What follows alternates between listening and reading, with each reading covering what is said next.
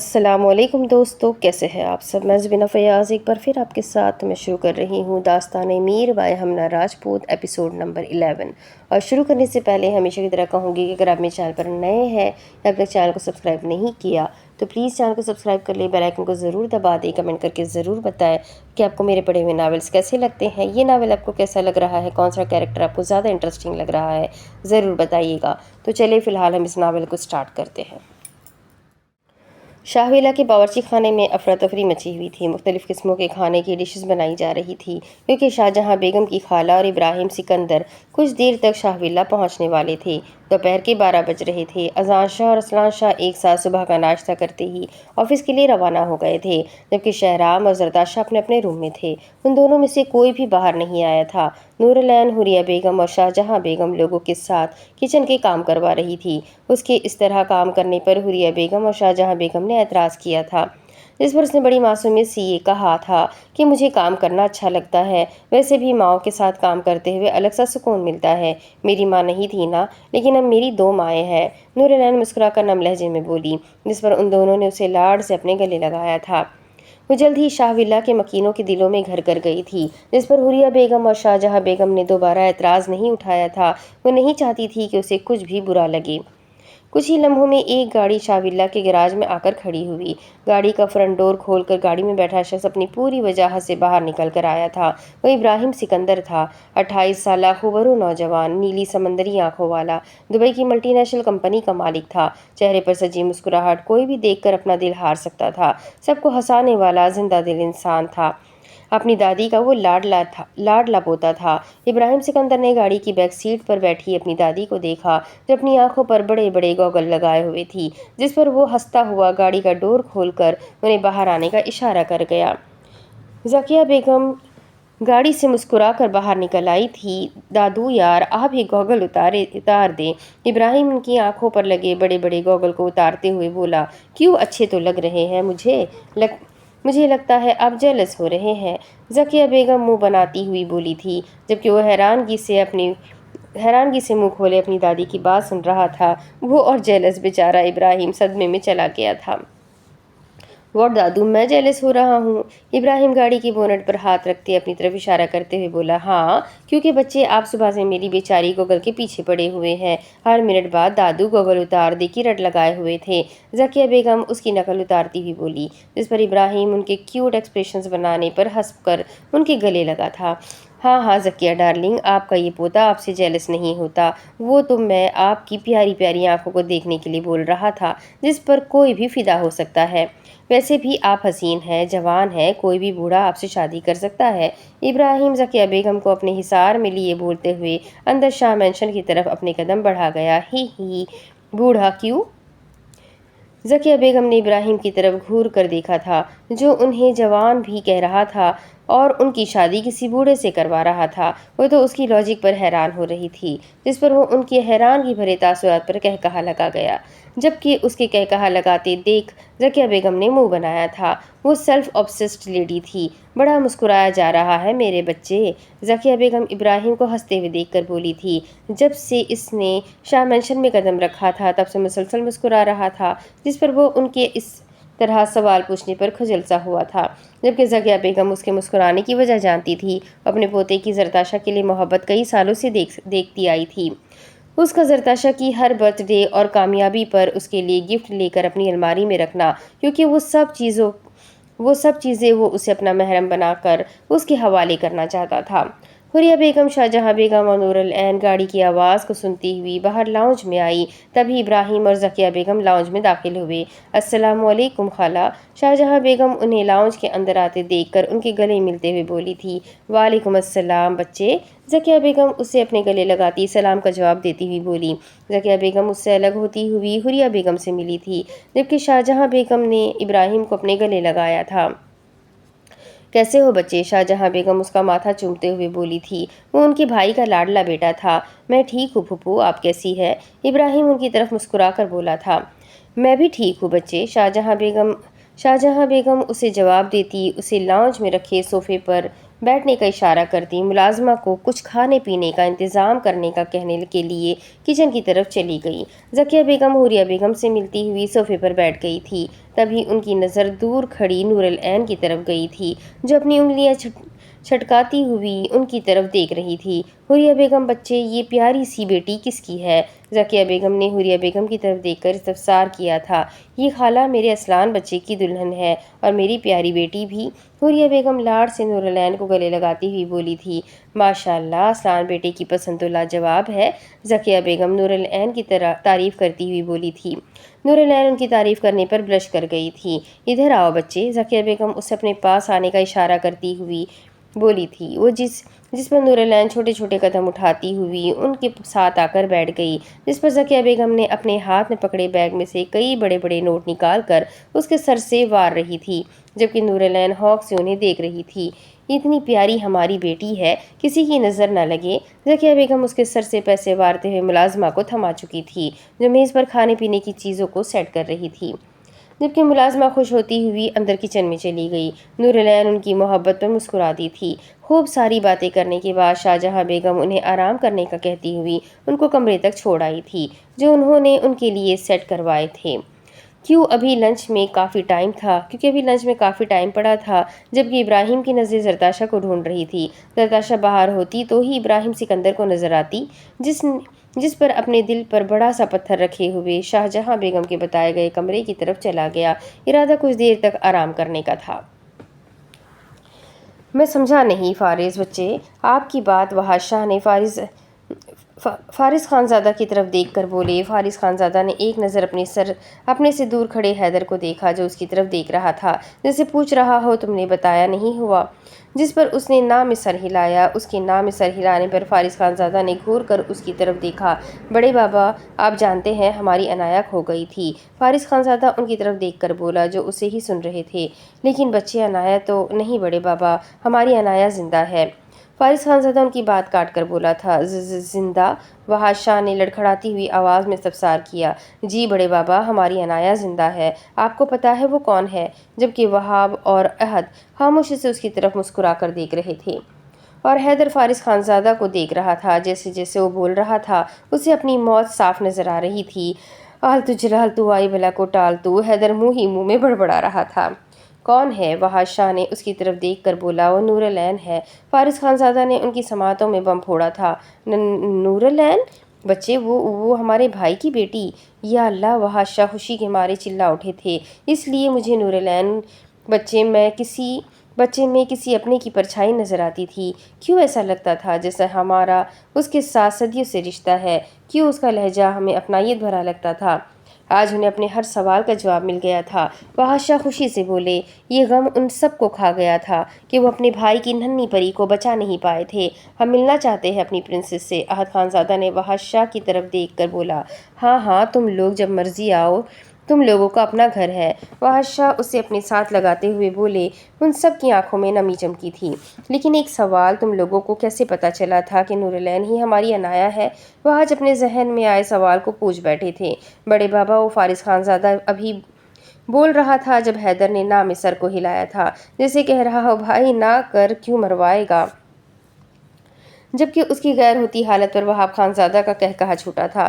بڑے بابا، یہ ہمیں حیدر نے بتایا تھا۔ وہاب خانزادہ دل جلانے والی مسکراہٹ لیے بولا۔ کب سے وہ اس کا دل جلا رہا تھا، اب آیا اونٹ پہاڑ کے نیچے۔ وہاب خانزادہ نے اشاروں میں جتایا تھا جس پر اس نے دانت پیسے تھے۔ وہی وحش شاہ نے حیدر کو خطرناک گھوری سے نوازا تھا۔ میسنے انسان، آج تمہاری خیر نہیں، کہا تھا نا کچھ بھی مت چھپانا ہم سے۔ وحش شاہ نے گھور کر دیکھا تھا، جبکہ وہ منہ میں مسلسل آلتو جلالتو آہی بلا کو ٹالتو بڑبڑا رہا تھا۔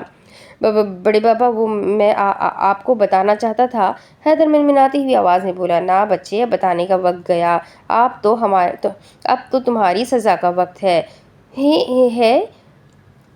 سزا نہیں بڑے بابا، آپ ایسا کچھ نہیں کریں گے۔ حیدر تو ان کی سزا والی بات پر تڑپ اٹھا تھا، جانتا تھا ان کی سزا معمولی نہیں ہوتی۔ پورے بیسمنٹ میں حیدر کی چیخ و پکار گونج رہی تھی، جبکہ فارس خانزادہ اور وہاب خانزادہ اور احد خانزادہ اس کی پتلی ہوتی حالت پر اپنا قہقہا ضبط کیے ہوئے تھے، کیونکہ وحش شاہ نے اس سے الٹا لٹکایا ہوا تھا۔ बड़े बाबा खौफ करे, क्यों मुझ बेचारे को मारना चाहते हैं? अभी तो मैं निकाह कुंवारा हूँ। हैदर उल्टा लटका हुआ भी अपनी बेबाक बातों से बाज नहीं आया था, जबकि उसकी बात पर उन चारों का चेहरा सुर्ख हुआ था। नाजी गुस्से से नहीं, हैदर की बेबाक बातों से। अब तुम निकाह कुंवारे ही ऊपर अल्लाह मियाँ के पास जाओगे। वहाँ शादाब पीसते हुए बोले, नहीं बड़े बाबा, आप ऐसा नहीं कर सकते। मैं अपने होने वाले बच्चों को क्या शक्ल दिखाऊंगा? हैदर और उसकी ज़बान कभी नहीं रुक सकती। ये सोच फारिस खानज़ादा की थी। हैदर भाई, आपने अपना चेहरा दिखाकर क्या करना है? वैसे भी बच्चे आपके चेहरे को देखकर डर जाएंगे। मेरी माँ ने ऊपर का टिकट कटवा ले। आहत खानज़ादा हैदर की तरफ देख कर उसे मुनफरिद मशवरे से नवाजते हुए बोला। आहत खानज़ादा के मशवरे पर जहाँ उसने दांत पीसे, वही वहाब खानज़ादा फारिस खानज़ादा का कहकहा बेसाख्ता था। सब उसे वही बेसमेंट में उल्टा लटका छोड़कर बाहर आए, जबकि उसकी चीखों पुकार को वो सब अनसुनी करते हुए अपने कमरों की जानिब चले गए। बादशाह ने अपने कदम पैलेस की तरफ बाहर बढ़ाए थे।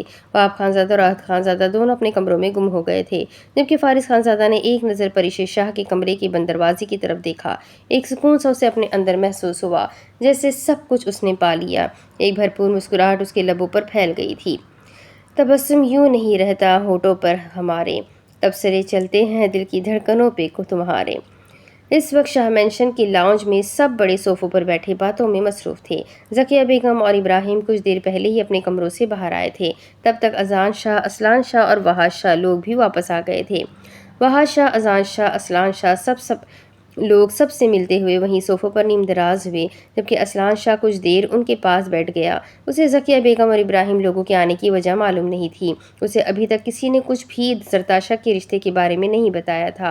वो सबसे फ्रेश होने का बोलता हुआ ऊपर अपने कमरे की जानिब चला गया। उसने अपनी नज़रें पूरे घर में दौड़ाई थी, लेकिन उसकी कल्बे नूर तो किचन के कामों में ऐसे गुम थी, उसे तो असलान शाह के वापस आने का मालूम भी नहीं हुआ। नूरलैन सब खाने की चीज़ें डाइनिंग हॉल में लगा रही थी। वो अब तक सुबह वाले होलिये में घूम रही थी। कहीं से भी वो नई नवेली दुल्हन नहीं लग रही थी। हुरिया बेगम और शाहजहां बेगम ने उससे कई दफ़ा फ्रेश होने का बोल चुकी थी, जिस पर उसने कहा था, मैं सब कुछ सेट करके फिर फ्रेश हो जाऊंगी, आप परेशान नहीं हो, जिस पर वो महज सर हिला गई थी। नूरलैन ने मीठे में सबके लिए खुद अपने हाथों से खीर बनाई थी। नूरलैन सारी चीज़ें डाइनिंग टेबल पर लगाती हुई किचन से बाहर आई। सामने ही उसे अपने दोनों बेस्ट बडी नजर आए थे, जो सुबह से कहीं गायब हो चुके थे। अस्सलाम वालेकुम। नूरलैन ने अजान शाह और वहाज शाह को एक साथ सलाम किया। वालेकुम अस्सलाम, दोनों से मुस्कुराकर उसके सलाम का जवाब दिया। बाबा, आप और चाचू सुबह से किधर गायब थे? नूरलैन उनके पास सोफे पर बैठती हुई बोली। नूरलैन, बच्चे आप नहीं जानती, मैंने सोचा था कॉलेज की नौकरी छोड़कर भाई के पैसों पर ऐश करूंगा, लेकिन भाई को मेरा ऐश करना मंजूर नहीं था, इसलिए उन्होंने ज़बरदस्ती मुझे ऑफिस जाने का बोला था, वरना मैं अपनी बेटी को कभी छोड़ कर नहीं जाता। अजान शाह अपना असल गम सुनाते हुए आखिर में उसके फूले फूले गाल को खींचते हुए बोले थे, क्योंकि अजान शाह का इरादा ऑफिस से जान छुड़वाना था। नूरलैन अजान शाह के गम पर उदास हुई थी। बाबा, आप चाचू को ऑफिस से कुछ दिन छुट्टियां दे दें। नूरलैन वहाज शाह की तरफ देखकर मासूमियत से बोली थी, जबकि वहाज शाह ने घूर कर अपने छोटे भाई को देखा, जिनका आज पहला दिन था ऑफिस का और आज ही ऑफिस से जान छुड़ाने का सोच रहा था। ओके बच्चे, जिससे आपकी मर्जी, वहाज शाह नूरलैन की तरफ मुस्कुराकर बोले थे, जिस पर नूरलैन खुश हो गई थी, जबकि सब नूरलैन की तरफ देखकर मुस्कुरा रहे थे।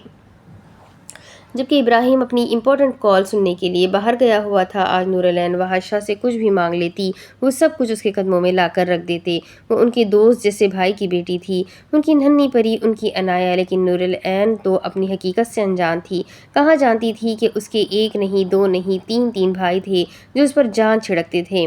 जल्द ही वो नूरलैन से मिलने के लिए आने वाले थे। अब जानना ये था नूरलैन का रिएक्शन कैसा होगा। सब कुछ जानने के बाद ये तो वक्त ही बताने वाला था।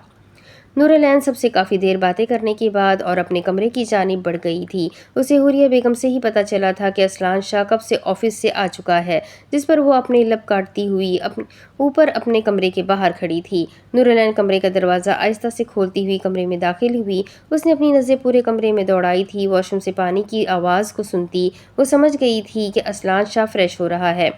नूरलैन ने अपना दुपट्टा उतार कर अपने चेहरे पर आए पसीने को साफ किया और उसे साइड पर रखकर बेड पर नीम दराज हो गई। कुछ ही लम्हों में असलान शाह नेक्सक से तैयार हुआ वॉशरूम से बाहर आया। वो जीन्स की पैंट शर्ट पहने हुए था, پہنے ہوئے تھا، ماتھے پر پانی کی بوندیں چمک رہی تھی۔ اصلان شاہ نور العین کی موجودگی کو اگنور کیے اپنے بالوں کو سیٹ کرنے لگا۔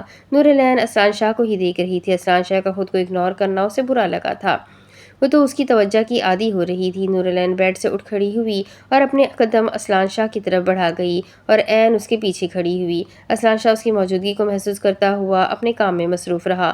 وہ کب سے آفس سے گھر آ چکا تھا اور اس کی بیوی ایک بار بھی اس سے ملنے نہیں آئی۔ کیا وہ اس کے لیے اہمیت نہیں رکھتا تھا؟ خود پر پرفیوم اسپرے کرتا ایک نظر اپنی تیاری پر ڈال گیا تھا۔ شاہ نور العین لب کاٹتی ہوئی بولی۔ اصلان شاہ نے کوئی رسپانس نہیں دیا۔ نور العین کی آنکھوں میں نمی چمکی تھی۔ خبردار نور العین، آپ کی آنکھوں میں مجھے آنسو نظر آئے۔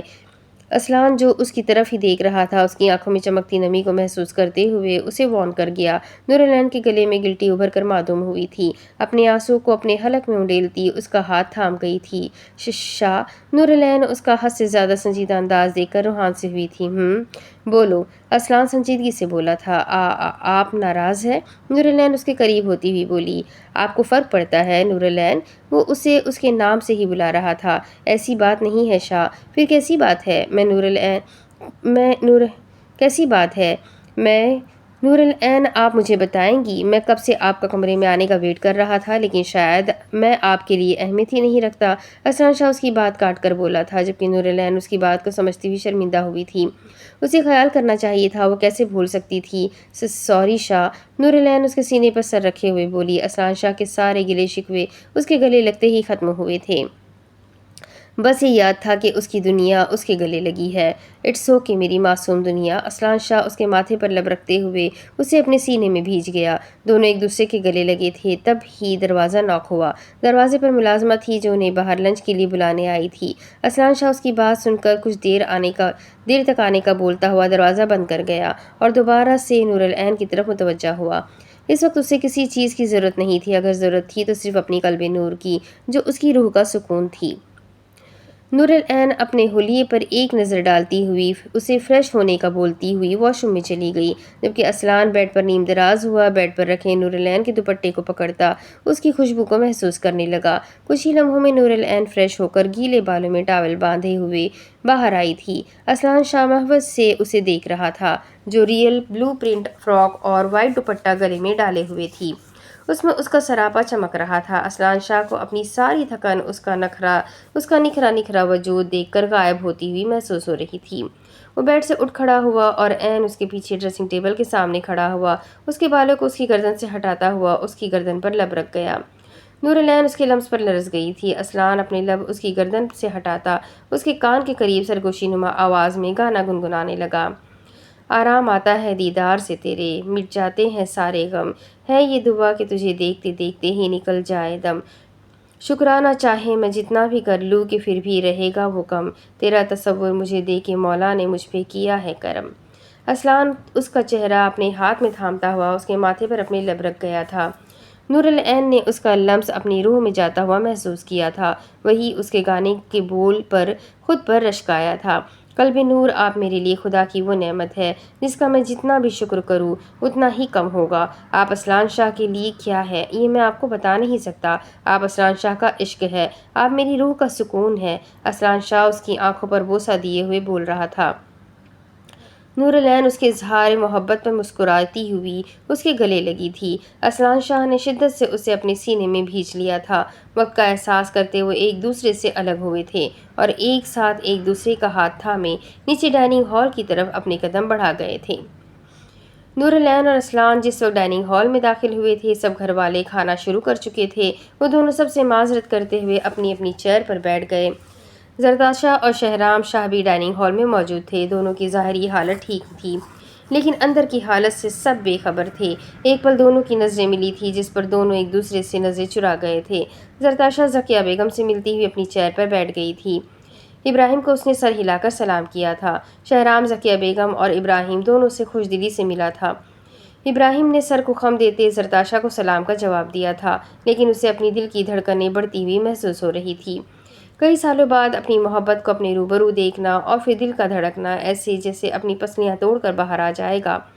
دل پر کب کسی کا اختیار ہوتا ہے، محبوب سامنے ہو تو کون کافر اپنی نظریں ہٹا سکتا ہے۔ ابراہیم سب کی موجودگی کا لحاظ کرتا اپنی کیفیت پر قابو پاتا ہوا دوبارہ سے کھانے کی طرف متوجہ ہو گیا۔ رات کے 9 بج رہے تھے، سب لاؤنج میں رکھے صوفوں پر بیٹھ گئے تھے۔ لنچ سب نے کافی دیر سے کیا تھا، اس لیے سب لوگ رات کا کھانا کھانے کے بجائے چائے سے لطف اندوز ہو رہے تھے۔ اذان شاہ، وحش شاہ ایک صوفے پر، شاہ جہاں بیگم، حوریہ بیگم اور ذکیہ بیگم ایک صوفے پر، زرتاشہ اور نور العین ایک صوفے پر، جبکہ شہرام شاہ، ابراہیم سکندر اور اسلان شاہ ایک ساتھ بیٹھے ہوئے۔ لاؤنج کافی بڑا تھا، اس میں اس سے بھی زیادہ افراد لاؤنج میں سما سکتے تھے۔ اسلان شاہ نے شہرام شاہ کے ماتھے پر بخار چیک کرنے کے لیے ہاتھ رکھا۔ بخار کافی حد تک کم ہو چکا تھا۔ اسلان شاہ نے شکر کیا تھا کہ بخار جلدی کم ہو گیا، وہ کم ہی بیمار ہوتا تھا، ورنہ شہرام شاہ کو جب بھی بخار ہوتا تھا وہ 15 دن تک جانے کا نام نہیں لیتا تھا، جبکہ شہرام شاہ اپنے بھائی کو اپنی فکر کرتا دیکھ کر مسکرا اٹھا تھا۔ کیسا جا رہا ہے تمہارا بزنس؟ اسلان شاہ نے ابراہیم سے کہا۔ ماشاءاللہ سے سب کی دعاؤں سے اچھا جا رہا ہے۔ میں سوچ رہا تھا شادی سے پہلے اپنا دبئی کا سارا بزنس پاکستان سیٹ کر لوں۔ اگر تمہاری نظر میں کوئی اچھی جگہ ہے تو مجھے ضرور بتانا۔ ابراہیم اسلان شاہ کی طرف دیکھ کر بولا، جبکہ اس کی شادی کا سن کر دونوں حیران ہوئے تھے۔ واہ یار، شادی کر رہا ہے اب بتا رہے ہو؟ بڑے میس نے نکلے۔ اسلان شاہ اس کے کندھے پر تھپڑ رسید کرتے ہوئے بولا، جس پر ابراہیم کہا لگا گیا، ابھی شادی تھوڑی کر رہا ہوں، ابھی صرف نکاح ہوگا۔ واہ، پھر تو میں آپ کی شادی پر ڈانس کروں گا۔ شہرام شاہ اس کی شادی کا سنتے ہی ایکسائٹیڈ ہوتے ہوئے بولا۔ ہائے، ایسی بے خبری کہ اپنی ہی محبت کی شادی پر خوش ہو رہا تھا، اور اظہار بھی اس انسان سے کیا جس سے اس کی محبت کا نکاح ہونے جا رہا تھا۔ قسمت بھی انسان کے ساتھ کیسا کھیل کھیلتی ہے، ہمیں ایسے شخص سے ملا دیتی ہے جس کا ملنا ہمارے مقدر میں نہیں ہوتا چاہے ہم روئے چلائے ہمیں نہیں ملتی۔ کیوں نہیں، ضرور، ابراہیم نے خوش دلی سے بولا۔ ویسے بھی تم لوگوں کا میری شادی پر ڈانس کرنا تو بنتا ہے۔ ابراہیم ان دونوں کو دیکھ کر بولا، بھائی کیوں، ہمارا کیوں بنتا ہے؟ اسلان شاہ نے ناسمجھی سے پوچھا۔ تم لوگوں کو نہیں پتا میرا کس سے نکاح ہو رہا ہے؟ ابراہیم نے سوال کیا۔ نہیں، دونوں نے نفی میں سر کو ہلایا۔ مذاق کر رہے ہو تم دونوں میرے ساتھ؟ ابراہیم کو حیرت ہوئی تھی، وہ اس کے اور زرتاشہ کے رشتے کے بارے میں نہیں جانتے تھے۔ ابراہیم بھائی، ہم مذاق نہیں کر رہے، سچ میں ہم نہیں جانتے آپ کا نکاح کس لڑکی سے ہو رہا ہے۔ شہرام شاہ ابراہیم سکندر کے حیران تاثرات کو دیکھ کر بولا۔ چاہے اس کے دل کی دنیا اجڑ گئی تھی، لیکن وہ کبھی بھی کسی کو اپنے دل کی حالت کی خبر نہیں ہونے دے سکتا تھا۔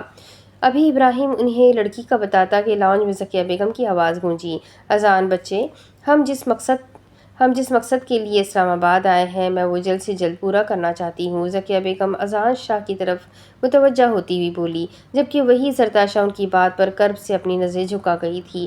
خالہ، آپ ہماری بڑی ہے، جیسے آپ کو مناسب لگے، اذان شاہ اپنائیت بھرے لہجے میں بولے تھے، جس پر انہوں نے سر کو خم دیا۔ اللہ خوش رکھے بچے، تو پھر اس ویکینڈ کے لاسٹ پر ہم نکاح کا پروگرام رکھ لیتے ہیں۔ کچھ دیر خاموشی کے بعد ذکیہ بیگم پھر سے بولی، جی یہ ٹھیک رہے گا خالہ، ایسے ہمیں تیاریوں کے لیے وقت بھی مل جائے گا۔ شاہ جہاں بیگم ذکیہ بیگم کے ہاتھ پر ہاتھ رکھتی ہوئی بولی۔ وہی اپنے نکاح کا سنتے ہوئے ابراہیم کا دل بلیوں کی طرح اچھل رہا تھا۔ وہی لاؤنج میں 3 نفوس تھے، وہ ابھی تک ناسمجھی سے سب کی باتوں کو سن رہے تھے، جبکہ حوریہ بیگم زرتاشہ کے نکاح کا سن کر گمسم ہو گئی تھی۔ انہیں زرتاشہ اپنے شہرام کے لیے پسند تھی، وہی وہ ان کے بیٹے شہرام کی محبت تھی، جس محبت کو وہ سب سے چھپاتا پھر رہا تھا۔ وہی محبت حوریہ بیگم جان گئی تھی، اب انہیں اپنے بیٹے کا دل ٹوٹتا ہوا نظر آ رہا تھا۔ وہ اس کی بکھری حالت دیکھ چکی تھی۔ کوئی ہمیں بتائے گا کیا بات ہو رہی ہے؟ اسلان شاہ سب کی طرف دیکھ کر بولا۔ ہم یہاں زرتاشہ اور ابراہیم بچے کے نکاح کی بات کر رہے ہیں۔ وحش شاہ نے گویا ان پر دھماکہ کیا تھا۔ نور العین زرتاشہ کے نکاح کا سنتی اس کے گلے لگی تھی، جبکہ زرتاشہ افسردگی سے مسکرا دی تھی۔ وہ الفاظ نہیں تھے وحش شاہ کے، وہ گویا کوئی بارود تھا جو شہرام شاہ کے وجود کو لہو لہو کر گیا تھا۔ شہرام شاہ نے بے یقینی سے زرتاشہ کو دیکھا تھا، وہ بھی اسے ہی دیکھ رہی تھی۔ اس کی آنکھوں میں ٹوٹے خواب کی کرچیاں، اپنے لیے بے یقینی، کیا کچھ نہیں تھا۔ زرتاشہ نظریں چرا گئی تھی۔ اپنی محبت سے نظریں چرانا، کوئی پوچھے زرتاشہ شاہ سے کیسا محسوس ہوتا ہے؟ وہ کرب سے اپنی آنکھیں میج گئی تھی۔ اسلان شاہ نے بے ساختہ شہرام شاہ کو دیکھا تھا، جس کی آنکھیں ضبط سے سرخ ہوئی تھی۔ شہرام اپنی شرٹ کا بٹن کھولتے ہوئے گہرا سانس بھر گیا۔ مبارک ہو زری، شہرام نے اپنے چہرے پر اذیت بھری مسکان لیے زرتاشہ کی طرف دیکھ کر بولا، جبکہ زرتاشہ کا دل خون کے آنسو رو رہا تھا۔ کمال کا ضبط تھا۔ شہرام شاہ ابراہیم کو مبارکباد دیتا ہوا، ریسٹ کرنے کا بہانہ بناتا ہوا اپنے کمرے میں چلا گیا۔ بڑے سب چائے سے لطف اندوز ہوتے ہوئے اپنی باتوں میں مصروف ہو گئے تھے، جبکہ زرتاشا شہرام شاہ کے جاتے ہی سب سے معذرت کرتی ہوئی اپنے کمرے کی جانب بڑھ گئی۔ وہ شہرام شاہ کی بے یقینی نظروں کو اس کی اذیت بھری مسکان پر اپنے کمرے میں آتی پھوٹ پھوٹ کر رو پڑی تھی۔ باقی سب بھی آرام کرنے کی غرض سے اپنے اپنے کمروں میں چلے گئے تھے۔ اسلام آباد میں بادلوں کا ڈیرا چھایا ہوا تھا، سرد ہوائیں چل رہی تھیں۔ اصلان نورالعین کو کمرے میں جانے کا بولتا ہوا اپنے قدم شہرام شاہ کے کمرے کی طرف بڑھا گیا۔ اصلان شاہ شہرام کے کمرے میں داخل ہوا۔ کمرے میں شہرام شاہ کے وجود کا نام و نشان نہیں تھا۔ بالکنی کا دروازہ کھلا تھا۔ اصلان شاہ نے اپنے قدم بالکنی کی طرف بڑھائے۔ سرد ہوا کا جھونکا اس کے وجود کو منجمد کر گیا۔ شہرام ریلنگ پر ہاتھ رکھے اوپر آسمان کی طرف دیکھ رہا تھا، جہاں پر کالی گھٹائیں چھائی ہوئی تھی۔ شہرام شاہ کو اپنے چہرے پر بارش کی ننھی ننھی بوند گرتی محسوس ہوئی تھی۔ اس کی آنکھوں سے آنسو بہہ کر نکلتے ہوئے ان بوندوں میں گم ہو گئے تھے۔ اصلان شاہ کب سے اسے دیکھ رہا تھا، وہ سب سے بے خبر آسمان کی طرف ہی دیکھ رہا تھا۔ اسے محسوس ہی نہیں ہوا کوئی اس کے ساتھ آ کر کھڑا تھا۔ چھوٹے شاہ، اصلان شاہ اس کے کندھے پر ہاتھ رکھتا اور اس کا رخ اپنی جانب کروا گیا تھا۔ شہرام شاہ نے اپنی آنکھیں میچ کر اپنے آنسوؤں کو اپنے حلق میں اتارا تھا۔ شہرام، اصلان شاہ نے اسے دوبارہ پکارا تھا، جس پر شہرام شاہ نے اپنی ضبط سے سرخ آنکھوں سے اس کی طرف دیکھا۔ اصلان شاہ نے تڑپ کر اسے گلے لگایا تھا۔ شہرام شاہ اپنے بھائی کا سہارا ملتے ہی اس کے گلے لگے پھوٹ پھوٹ کر رو دیا تھا۔ اگر دکھ میں کوئی اپنے آپ کے ساتھ ہو تو آپ کھل کر رو سکتے ہیں۔ آپ اس سے کہیں وہ شادی نہ کرے۔ میں مر جاؤں گا بھائی، میں اس کے بغیر کیسے رہوں گا بھائی؟ شہرام شاہ اس سے الگ ہوتا ہوا درد بھرے لہجے میں بولا تھا۔ اس کا درد سے بھرا لہجہ محسوس کرتے اصلان شاہ تڑپ گیا تھا۔ بھائی، وہ اس کا ہاتھ تھامتے ہوئے کھوئے ہوئے لہجے میں پکار گیا۔ یہ دل اس کے احساس سے دھڑکتا ہے۔ وہ اپنے دل پر ہاتھ رکھتے ہوئے بولا، وہ مجھے چھوڑ کر چلی جائے گی تو یہ کمبخت دل بھی دھڑکنا بھول جائے گا۔ شہرام شاہ زمین پر گرنے والے انداز میں بیٹھ گیا۔ میرے بھائی، ہمت رکھو، جو تمہارا ہے وہ تم تک ہی آئے گا۔ اگر زرتاشا تمہارے نصیب میں ہوگی تو اللہ اسے تمہارے نصیب میں لکھ دے گا۔ ایسے رونے سے کچھ نہیں ہوگا میرے بھائی۔ اصلان شاہ اس کے چہرے کو تھامتے ہوئے سمجھانے والے انداز میں بولا اور اسے زمین سے اٹھاتا ہوا اپنے ساتھ لیے کمرے میں آیا۔ شہرام شاہ اپنے حواسوں میں نہیں تھا۔ اصلان اسے بیڈ پر لٹاتے ہوئے اس کے پانی میں نیند کی دوا ملاتے ہوئے اسے پلا گیا۔ اس وقت اسے نیند کی اشد ضرورت تھی۔ وہ میری روح کی چادر میں چھپ گیا، ایسے کہ روح نکلے تو وہ نکلے، جو وہ نکلے تو روح نکلے۔ اصلان شاہ اس پر کمفرٹر درست کرتا، اس کے کمرے کی لائٹ آف کرتا ہوا اپنے کمرے کی طرف اپنے قدم بڑھا گیا۔ پورا شاہ مینشن اندھیروں میں ڈوب چکا تھا۔ اصلان شاہ اپنے کمرے میں داخل ہوا۔ نورالعین کو بیڈ پر سوتے دیکھ کر مسکرایا تھا۔ نورالعین ہی تھی جو اس کی ساری تھکاوٹ ختم کر دیتی تھی۔ وہ اپنا والیٹ، گاڑی کی چابیاں سائڈ ٹیبل پر رکھتے ہوئے نورالعین کے ساتھ ہی بیڈ پر لیٹ گیا۔ اسے اپنے سینے میں سختی سے بھینچتا اپنی آنکھیں موند گیا تھا۔ اب اس کے آگے کی کہانی میں آپ کو اگلے ویڈیو میں سناتی ہوں کہ آگے کیا ہوگا۔ ناول بہت انٹرسٹنگ ہے۔ اب کیا ہونے والا ہے یہ جاننے کے لیے میرے ساتھ بنے رہے۔ ویڈیو کو لائک کریں، چینل کو سبسکرائب کریں، بیل آئیکن کو ضرور دبائیں۔ تو ملتے ہیں اگلے ویڈیو میں، تب تک کے لیے اپنا خوب سارا خیال رکھیں، مجھے بھی دعاؤں میں یاد رکھیں۔ اللہ حافظ۔